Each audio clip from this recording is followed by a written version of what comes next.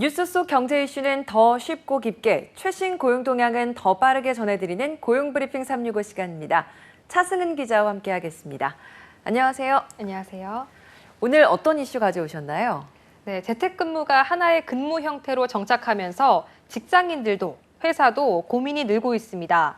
재택근무에 필요한 비용 지원은 회사의 의무일까요? 직원 복지일까요?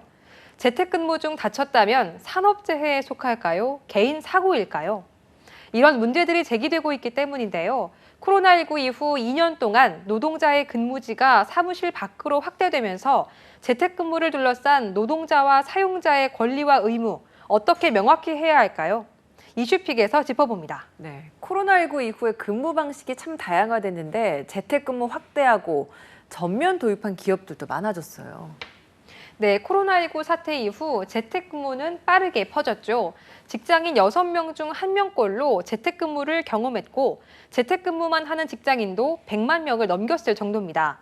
코로나가 끝나더라도 재택근무를 더 장려하겠다는 회사도 적지 않습니다. 단점으로 우려됐던 소통 문제도 기후에 불과했는데요. 오히려 더 능률이 높다는 조사도 이미 여럿 나왔습니다. 이렇다 보니 네이버와 카카오는 지난 4월부터 전면 재택근무 체제로 전환하기도 했습니다. 네, 그만큼 원격 근무가 잘 시행되려면 업무 환경 조성도 중요할 것 같은데 이런 부분은 어떻게 잘 해결되고 있었나요? 한국노동연구원이 최근 재택근무 시행업체 620곳을 대상으로 벌인 설문조사를 보면요.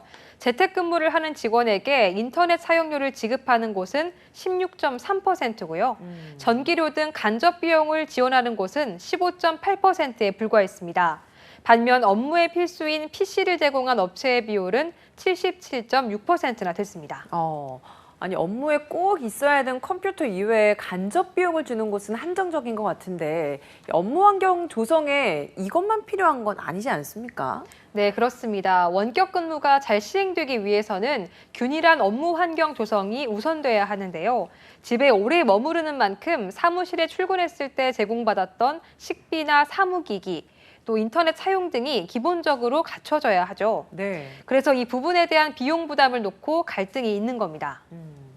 재택근무를 늘릴수록 회사에서는 비용을 줄이는 부분이 많은 건 사실이잖아요. 네, 사무실 운영 비용을 줄일 수 있다는 점도 재택근무 도입의 한 장점으로 꼽힙니다.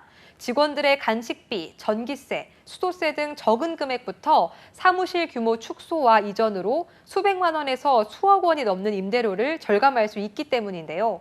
한 취업 사이트에서 지난해 직원 수 300명 미만 기업을 대상으로 조사했을 때 재택근무 방식 유지 이후로 응답자의 절반 이상이 회사 운영 경비가 줄어서라고 답하기도 했습니다. 이렇게 재택근무 도입으로 회사는 비용을 절감하게 됐는데 직원들의 경우에는 생활비 부담이 오히려 늘었겠어요? 네, 요즘 같은 폭염이 오면서 에어컨을 틀지 않고서는 일할 수 없는 환경이 됐죠. 그렇죠. 회사에서 제공받던 점심도, 물품도 모두 개인이 해결해야 하고요. 이렇다 보니까 과거에는 없던 질문이 나오기 시작한 겁니다. 재택근무자에게도 식비를 줘야 하는지, 교통비를 지급해야 하는지 이런 건데요. 그렇죠. 고용노동부의 재택근무 종합 매뉴얼을 보면 재택근무가 시행돼도 업무 관련 비용은 회사가 부담해야 한다는 입장입니다. 통신비, 소모성 비품 등의 비용은 사용자가 부담하는 게 원칙이라는 겁니다. 또 업무 사용분과 사적 사용분을 구분하기 어려우므로 재택근무 수당 등의 지급 방식을 고려해야 한다고 조언하고 있습니다. 그런데 이게 다 어디까지나 가이드라인이지 의무는 아니란 말이에요. 그래서 기업별로 지원책이 천차만별일 것 같아요. 네, 선제적으로 원격 근무 환경 조성에 대한 지원을 늘리는 곳도 있습니다. 네이버는 지난 4월부터 그간 지급하던 개인 업무 지원금을 15만 원에서 30만 원으로 올렸고요. 식자재 구입을 비롯해 배달 음식과 인터넷 요금을 지불할 수 있도록 사용처도 늘렸습니다.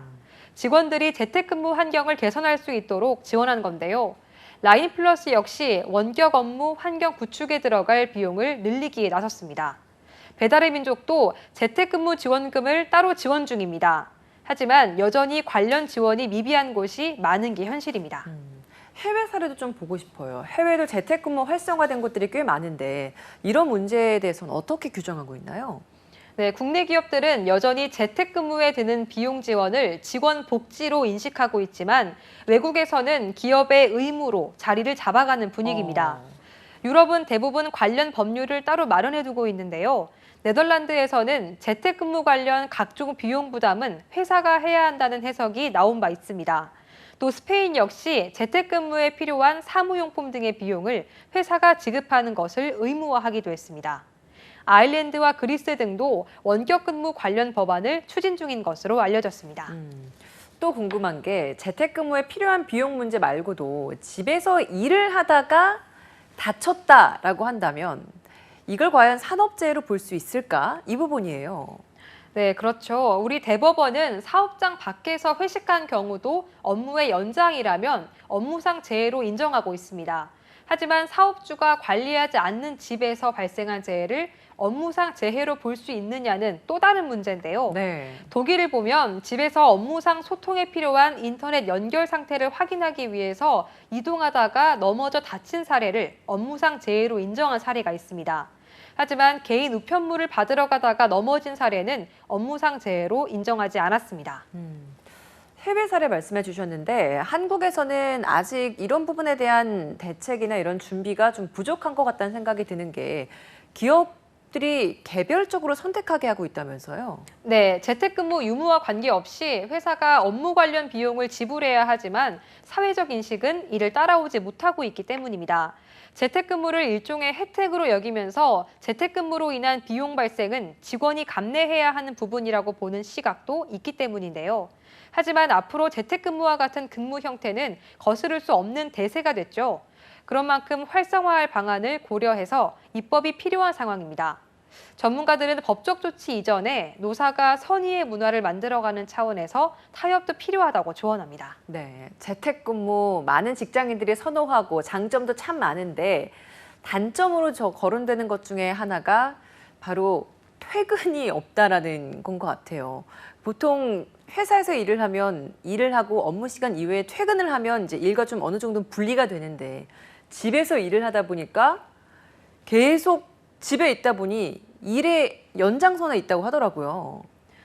네, 재택근무를 하면 저녁이나 늦은 밤, 업무 관련 연락이 왔을 때 바로 처리하게 되는 부분도 있죠.